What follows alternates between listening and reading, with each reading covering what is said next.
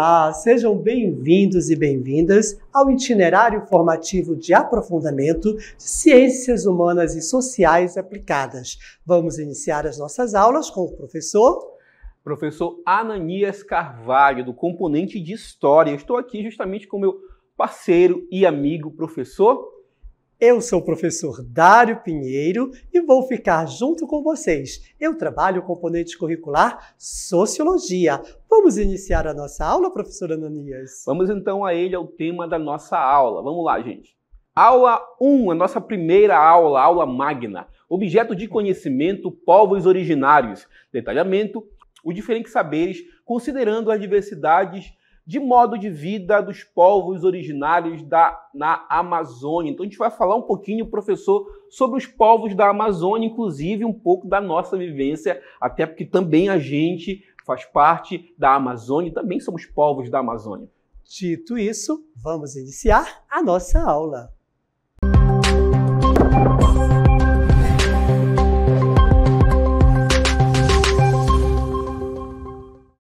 Povos originários. Este espaço nos remete a uma cultura específica de um povo específico. Especificamente, e não sendo redundante, vamos falar dos povos originários. Olha que espaço bonito, cercado de obras de arte, um teto diferente, arredondado. Onde é que nós estamos, professor Ananias? A gente está em uma maloca cultural e um lugar bem adequado para a gente falar dos povos originários da Amazônia. A gente vai, então, aprofundar essa, que é uma temática bastante peculiar, até porque, quando falamos de povos originários, estamos falando especificamente do nosso povo, da gente, de quem a gente é. E a gente só consegue saber quem a gente é na medida em que a gente estuda historicamente, socialmente, as nossas origens. E desculpa, professor, me perdoe, mas assim, e é importante saber que os saberes constroem tudo isso. Mas o que são exatamente os saberes? Vamos ao texto então, gente. Os saberes. Todo o universo de saberes tem a sua origem na localidade. Por conseguinte, são designados de saberes locais. E é bom frisar, continuando a nossa leitura, que usa-se o termo saberes locais, não se restringindo apenas às formas de saberes nativos, mas estendendo-se para todas as formas de saber que se produzem e se capturam nas comunidades. Todos os saberes, eles iniciam, eles têm um local e estão na comunidade. É um conjunto de coisas, de saberes que estão lá fazendo aquele movimento. Vamos agora categorizar as características principais para dizermos isso é um saber local, professor Ananias. Exatamente. Tem características próprias, não tem? E distintas, professor. E é justamente isso que a gente vai começar a discutir e a abordar com vocês. Vamos iniciar, então, trazer para vocês aqui o nosso balaio, né, professor? Para a gente colocar e entender esses saberes e suas origens. Vamos começar, então, pela antropologia social, que ela estuda esses saberes para entender as estruturas sociais e as práticas culturais, galera, que caracterizam as diferentes sociedades humanas, buscando compreender como as pessoas vivem e dão sentido à sua vida. A antropologia social é um ramo das ciências sociais, assim como a sociologia. A história também é uma ciência social, uma ciência humana, que estuda e procura detalhar para entender como as diferentes sociedades se formam. E, de modo geral, professor Ananias, estudantes, todas as sociedades e seus saberes são culturalmente específicos. O que significa isso, gente? É que cada sociedade ou grupo, cada uma, desenvolve seus próprios saberes, que refletem suas experiências e necessidades específicas. O que eu preciso aqui na Amazônia nem sempre será o mesmo que outra sociedade precisa lá na Ásia, não é isso? Exatamente. E para a gente entender esses saberes, para a gente compreender, inclusive, as nossas práticas cotidianas, porque a gente come peixe, Porque a gente vive na rede, porque aqui na região de Manaus a gente gosta de farinha farinha ovinha, né? Ovinha, que é uma delícia. Já no Baixo Amazonas a gente prefere a farinha d'água. A gente só entende isso quando a gente compreende historicamente de onde esses saberes vêm. A gente tem então que se atentar para a historicidade dos saberes que são construídos e transformados, prestem atenção, ao longo do tempo, sendo resultado de um processo histórico e de aprendizado e adaptação. Os nossos antepassados, eles experimentaram. E através dessa experimentação, eles conseguem, então, ver o que é bom, né, professor? E que é bom para ele, né? Pode não ser bom para mim nem para você, mas para aquele grupo é. E, de certa forma, através ali da oralidade, acaba passando de geração em geração essa cultura e esses saberes, professor. Essa historicidade, professora Ananias, ela é manifestada no dia a dia, na prática. Elas se expressam através dos comportamentos, dos rituais, das tecnologias, tudo aquilo que se faz. Até a mandioca, quando eu faço a farinha, é uma tecnologia. E nem todos os povos desenvolver essa tecnologia. Sistema de parentesco são diferentes, sistemas alimentares, como já citamos, e outras formas de organização social. Não é igual a todo mundo. Por isso é que são contextuais, professor. Exatamente. Cada sociedade, cada grupo social, ele tem a sua característica própria e particular, peculiar, né, professor? Exatamente. Que vocês sabem basicamente que a cultura de vocês, os costumes de vocês, da comunidade de vocês é própria, é de vocês. Então a gente tem também que entender esses saberes de forma contextualizada. Cada comunidade, cada grupo social, cada grupo humano tem a sua peculiaridade, as suas características, por assim dizer, né, professor? Exatamente, porque eles são compreendidos e interpretados dentro do contexto social onde vive e onde surgiu aquele grupo social. É por isso também que todos esses saberes têm uma relatividade. O que isso significa? Que não existe um saber universalmente correto. O que é correto para mim pode não ser correto para outro grupo social, para outro povo de outra etnia. E o antropólogo, gente, ele busca compreender os diferentes sistemas de saberes de forma relativa e de acordo com o seu contexto cultural. Isso é muito importante definir e determinar. É por isso que eu quero voltar, professor, aqui para o nosso balaio, para o nosso cesto. Tudo isso aqui faz parte dos saberes, é isso? Exatamente. Vamos então pegar esses saberes e colocar no balaio para a gente entender, então, contextualizar e estudar sobre os povos originários e os seus saberes, tão importantes no nosso dia a dia, gente. Vamos então ao texto para a gente entender um pouco melhor. Vamos lá, gente. Os povos originários, sujeitos históricos e os saberes no passado e também no presente. Sujeitos que vivem na floresta e da floresta. Isso é muito importante. Olha que interessante. Gravem, fixem, anotem, passem o marca-texto.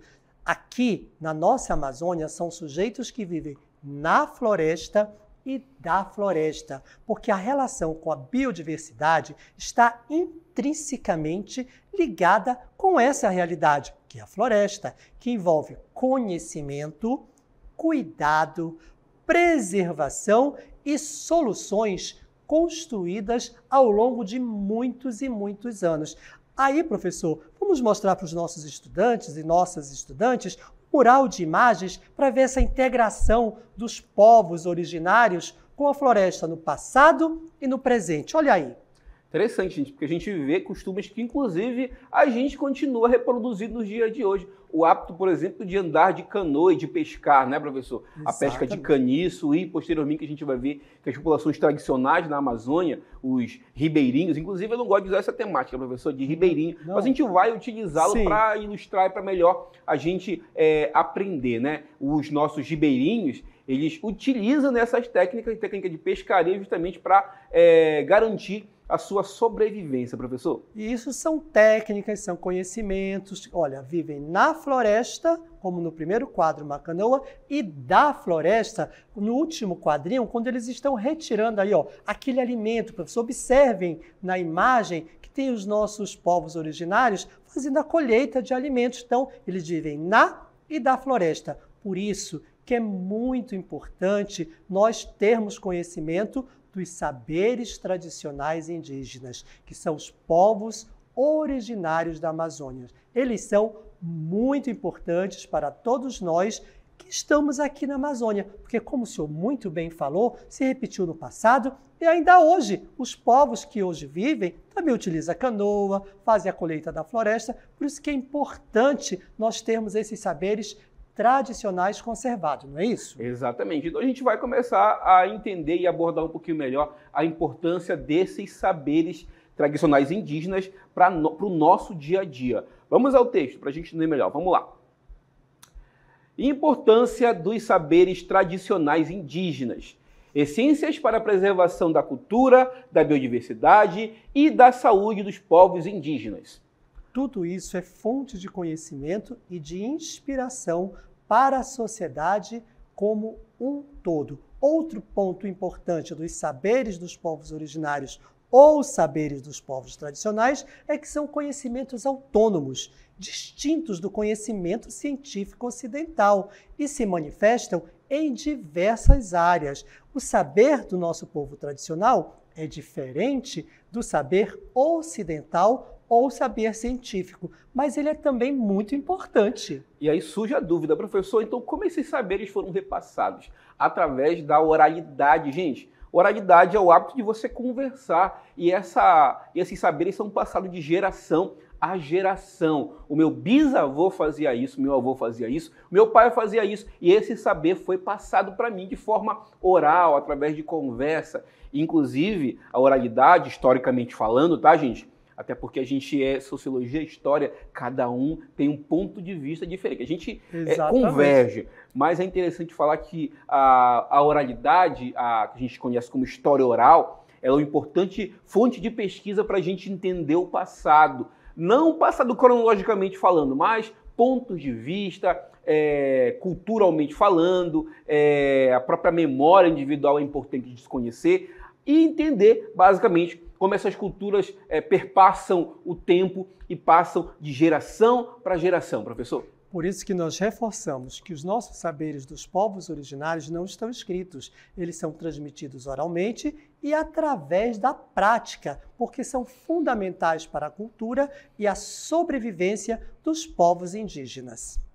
Exatamente. E essa oralidade, ela está expressa nos dias de hoje através da cultura e de alguns hábitos que a gente tem ao longo da nossa vida. Inclusive, como eu já citei para você anteriormente, o hábito de pescar, o hábito de conhecer o rio, o hábito de saber onde o peixe está. Tudo isso não vem do nada, tá, gente? Conhecimento. Ele é um saber adquirido ao longo de gerações. Diferente do saber ocidental e científico. Inclusive, professor, tem até um vídeo que nós podemos mostrar para os nossos estudantes a respeito desses saberes tradicionais e científicos. Vamos assistir?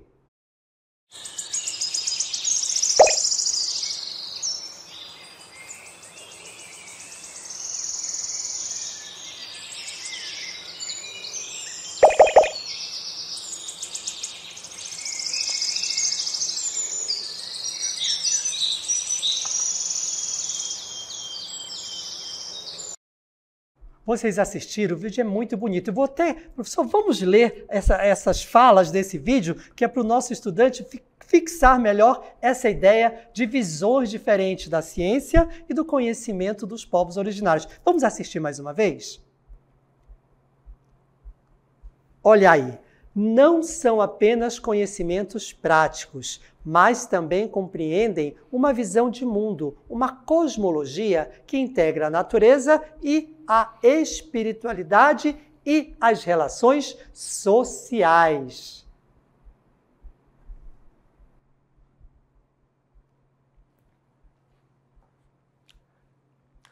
A ciência precisa incluir a cosmovisão indígena. Eu concordo plenamente com o senhor, professor Ananias, e com esse grupo de pessoas que está aí, que é um cientista, né, com essa bata branca, e também os povos originários em volta, transmitindo e compartilhando conhecimentos, professor, e são muitos os conhecimentos que os nossos povos possuem. Existe uma vasta gama de conhecimentos e práticas agrícolas tradicionais. Sim, a agricultura é apenas o primeiro ponto que eu quero citar para os nossos estudantes, que é um conhecimento muito específico e aqui da nossa região, porque são a base das culturas e do sistema de produção de alimentos. É isso mesmo? E a gente tem também aqui o plantio e o cultivo de certas sementes, tá, gente? Que são derivadas e são heranças, por assim dizer, dos povos originários que ensinaram a gente que certas culturas necessitam, por exemplo, de um manejo especial, como a própria mandioca brava, né, professor? Que ela tem uma alta toxina. E se você não souber manusear, não souber ali fazer a fermentação para tirar o tucupi, que vocês conhecem muito bem, que é saborosíssimo, né, professor? Muito bom, mas tem que saber fazer, professor. Tem que saber fazer, até porque vocês devem imaginar, professor, como é que eles conseguiram domesticar uma planta ali tão tóxica como a mandioca brava? Através de experimentação, e esse saber foi passado de geração em geração e hoje está aí. Todo mundo gosta de tucupi, todo mundo gosta de uma farinha d'água bem torradinha e tudo isso é um saber tradicional ali, perpassado por gerações e que chegou até a gente através da oralidade e também de outras formas de repassar esse saber, que, prestem atenção, não é melhor ou pior que o saber científico, são saberes complementares, professor. Isso é só um exemplo que nós demos aqui com o cultivo de sementes, ausência de agrotóxicos, respeito aos ritmos da natureza que os nossos povos originários têm na sua agricultura. Mas também tem as plantas medicinais, na medicina, que usa plantas medicinais, práticas de cura tradicionais e conhecimento de anatomia e fisiologia do corpo humano. Vejam, gente, como é rico esse conhecimento no campo do que a ciência tradicional chama de medicina. Os nossos povos originários trabalham com as plantas da floresta para curas tradicionais. E tudo isso, todo esse conhecimento da medicina amazônica é fundamental para a saúde e o bem-estar das nossas comunidades. A gente tem que levar em consideração também algumas técnicas de construção que foram também aprimoradas no nosso dia a dia e são heranças da nossa ancestralidade indígena.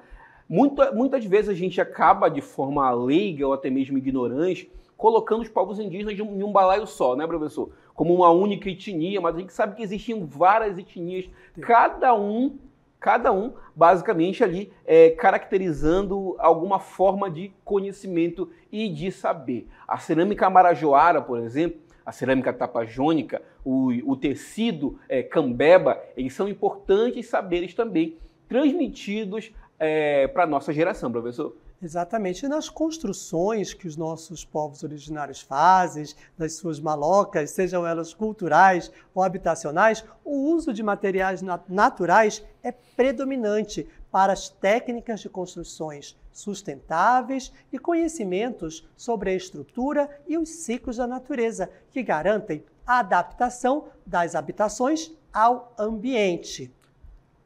A gente tem também a utilização de materiais locais, como a madeira, os cipós, a palha, a argila, que é o barro, a aplicação de técnicas de construção que respeitem o meio ambiente e a sustentabilidade, professor. E tudo isso também nos traz o quê? Relações sociais. As pessoas se relacionam. E os nossos povos originários têm uma organização social própria, um sistema de liderança, distribuição de recursos e resolução de conflitos que são muito próprios e que garantem a harmonia e o equilíbrio das comunidades.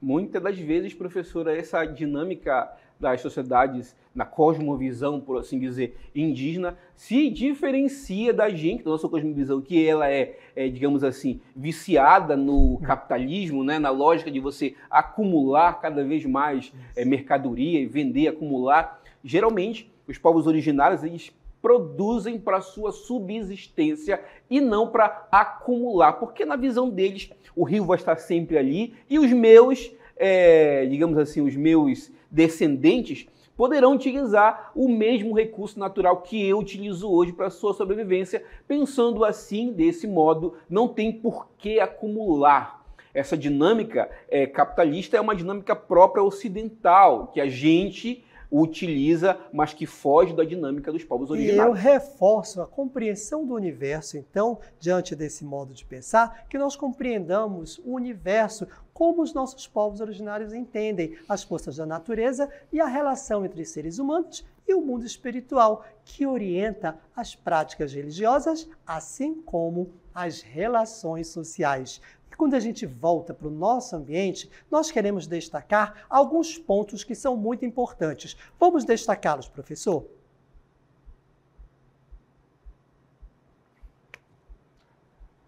Vamos começar com o primeiro ponto que nós iremos destacar sobre os desafios que afligem os nossos povos originários. O primeiro deles é a falta de reconhecimento e valorização, que também diz assim, olha, os povos indígenas, seus saberes, eles são frequentemente ignorados. Isso tem que parar, gente. É um desafio que vivemos até hoje. Ou então, são marginalizados pela própria sociedade. Existe um segundo desafio, professor Ananias. Vamos então ver o nosso segundo desafio, que é a exploração de recursos naturais em áreas indígenas. Isso aqui é um problema muito atual e muito latente que a gente tem que, de certa forma, combater, inclusive a exploração de alguns garimpos, professor, que são ilegais, que estão em reservas indígenas, que, de certa forma, ferem o direito dos povos indígenas, causa danos ambientais e sociais, ameaçando a sobrevivência e também a identidade cultural dos povos indígenas, professor. Esses desafios geram também a violência e a discriminação. Os povos indígenas são vítimas, gente, de assassinatos, ameaças e perseguições só porque defendem seus direitos e seus territórios. São desafios que convivem com os nossos povos originários ainda na atualidade. Mas nós podemos avançar nesses desafios? Com certeza, professor. Inclusive, a gente está aqui para isso, né, professor? Para estudar, entender e, de certa forma, também ver algumas perspectivas para o futuro. Vamos então a elas. Vamos. Vamos lá, as perspectivas aí dos nossos povos originários. Temos também algumas perspectivas, que é a conservação ambiental. Gente, os saberes indígenas, eles são fundamentais, professor, para a conservação da biodiversidade e proteção do meio ambiente. Outra perspectiva, professor? Vamos então a ela. A perspectiva Vamos lá? Vamos então a ela. Desmistificação e o reconhecimento dos nossos povos originários. A valorização da cultura indígena, professor, e também a promoção do diálogo intercultural. Isso aqui é importante.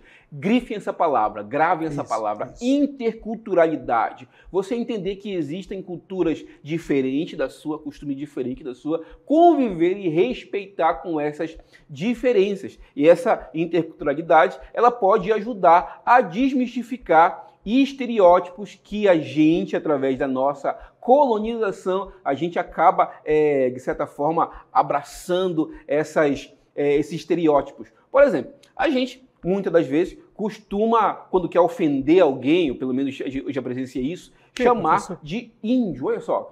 Mas isso ainda acontece hoje em dia, professor? Infelizmente acontece. Eu não acredito, gente. Isso não pode. Tem que desmistificar mesmo. Tem que usar, como o senhor falou, a interculturalidade, porque não é melhor ou pior, é só diferente.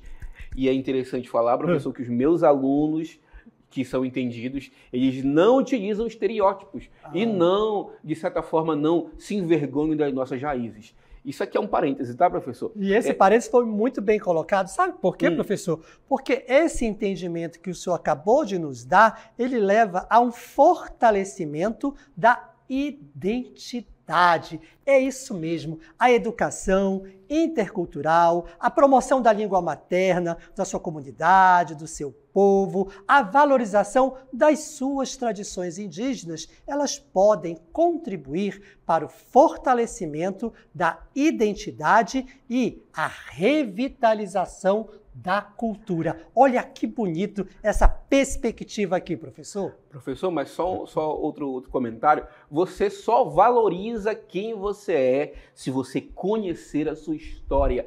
E a gente, durante muito tempo, quando eu falo a gente, eu me coloco também como um homem amazônico. Eu também. E a gente foi ensinado, gente, a ter vergonha de quem a gente é. Isso é fruto da nossa colonização, que foi selvagem, à medida em que colocou sempre o que vem de fora como superior ao que a gente tem aqui. Não é, gente? É por isso que muitas das vezes a gente, homem amazônico, tem vergonha da nossa ancestralidade. Porque durante muito tempo a gente foi ensinado que ser indígena era ser inferior.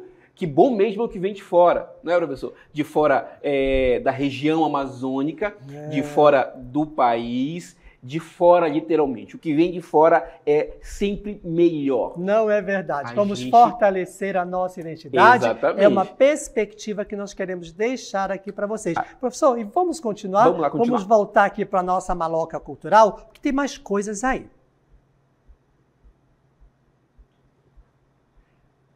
Ok, retornamos aqui diante desses desafios e perspectivas dos povos originários.